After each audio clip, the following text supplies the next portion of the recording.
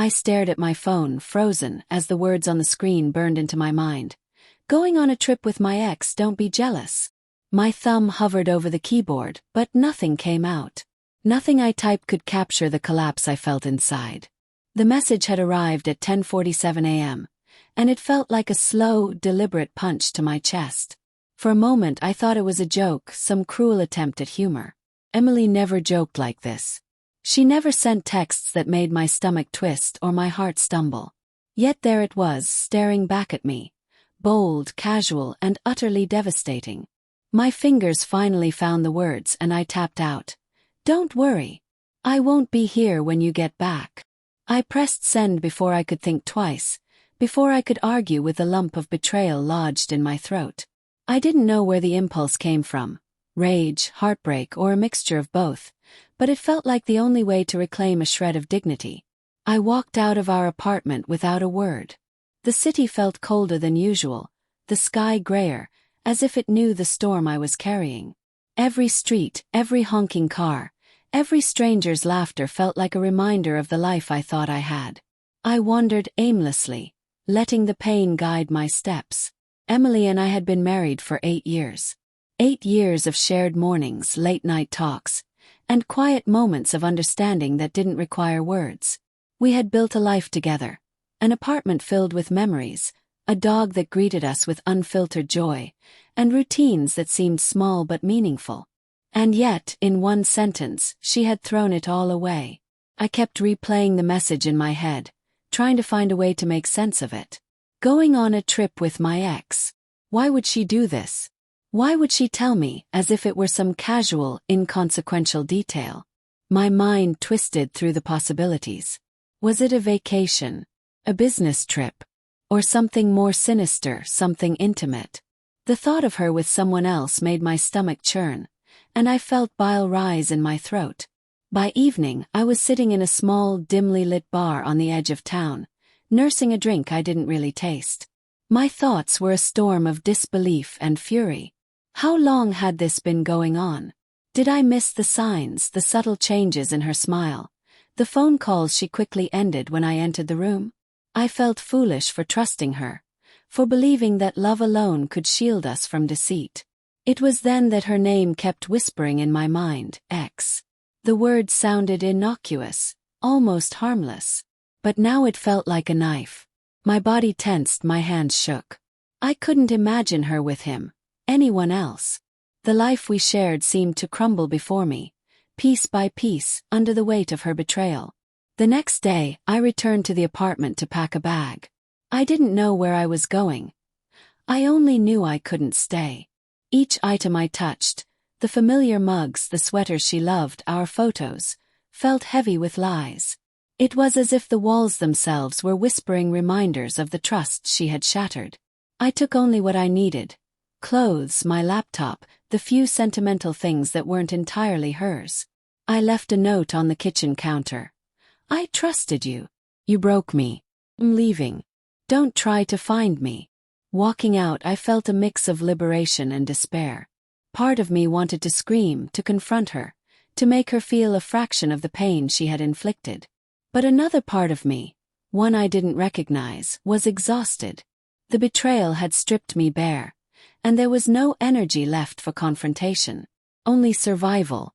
Over the next few days, I stayed in a small motel on the outskirts of town. I didn't answer my phone, didn't check messages.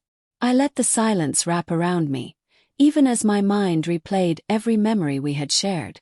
I remembered the way she laughed when I surprised her with flowers, the quiet nights when we stayed up talking about dreams, the way her hand felt in mine during our first dance. And I realized with brutal clarity that all of it was now tinged with deceit. I eventually gave in to curiosity, or perhaps it was a need for confirmation, and checked her social media. There it was, in a photo meant to be casual. Emily, smiling in front of a picturesque beach, her arm around him. Ex. My chest tightened, and I felt a hollow ache that I couldn't name. It wasn't just jealousy or anger. It was grief. The grief of realizing that the person you love can no longer exist in the life you thought you shared. That night I couldn't sleep. I wandered the motel room, staring at the walls, thinking about what had gone wrong. Our fights had been minor, arguments about money, chores, or weekend plans. We had disagreed, sure, but love had always smoothed the edges.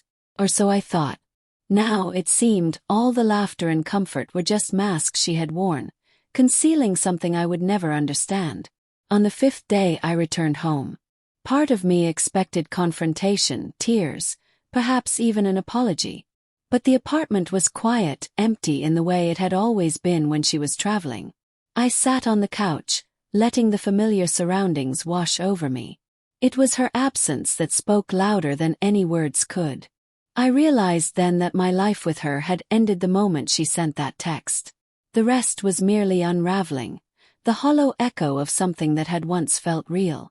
I didn't need to see her or hear her explain. The betrayal itself was the confirmation. Love, trust, and shared history meant nothing when deceit had taken root. A week later I received a call from her. My hands trembled as I answered, unsure if I wanted to hear her voice. "Where are you?" she asked, her tone casual, almost too light. "I'm gone," I said simply. No pleading, no explanation. Just gone. "Aza," she began, but I cut her off. "There's nothing to say." She was silent then. I could imagine the shock on her face, the disbelief that her carefully constructed world had not accounted for my choice. But I didn't care. The trust was gone, the marriage over. I felt a strange calm, an unexpected liberation.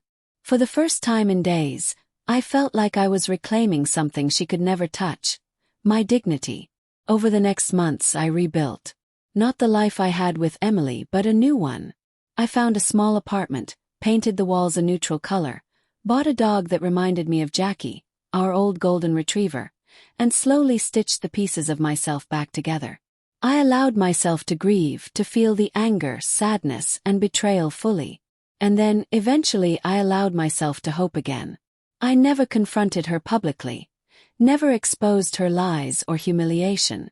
That power she had once wielded over me, through deceit and betrayal, was gone. I realized that true strength wasn't about revenge. It was about walking away, refusing to let someone else's actions define your worth or dictate your life. Months later, I received another message from her, almost casually. "Hope you're okay. Miss you." I stared at it, my chest tight, then deleted it. There was no room for her words in my world anymore. I had moved on, not because I had forgotten her, but because I had learned that my life didn't depend on her validation or affection.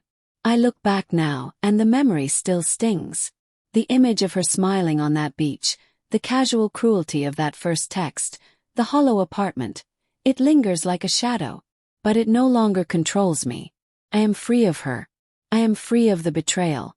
And for the first time since that text arrived, I feel like I might actually breathe again. Betrayal had taken so much from me. My trust, my illusions, my comfort, but it didn't take me. And that, I realized, was enough. I keep the note I left on the counter, not as a testament to anger, but as a reminder. I chose myself, chose survival. I chose dignity over despair. And sometimes that choice, painful as it may be, is the only victory that truly matters.